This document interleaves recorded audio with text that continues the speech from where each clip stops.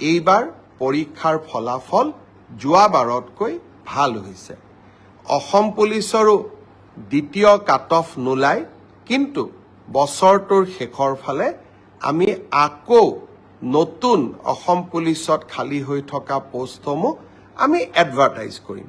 কোনোবাই যদি পোৱা নাই, হতাশ হ'ব নালাগে, দৌৰৰ প্ৰেক্টিচ অব্যাহত ৰাখিব লাগে। এডিআৰই পৰীক্ষাৰ প্ৰসংগতে মই উল্লেখ কৰিব খুজিছো যে এডিআৰইৰ ৪ৰ্থ বৰ্গৰ পৰীক্ষাৰ বাবে এতিয়া এটা অৰেল টেষ্ট হ'ব। এই অৰেল টেষ্ট আমি জুন মাহত অনুষ্ঠিত কৰিম।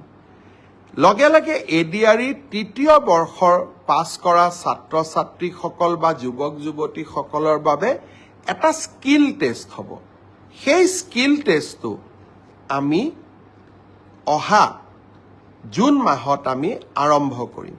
আমাৰ লক্ষ্য হৈছে যাতে এডিআৰইৰ নিযুক্তিও আমি 10 অক্টোবৰত দিব পাৰোঁ আৰু নৱেম্বৰ, ডিচেম্বৰ, জানুৱাৰীৰ ভিতৰত এডিআৰইৰ নতুন এডভাৰটাইজমেণ্টটো আমি যাতে দিব পাৰোঁ।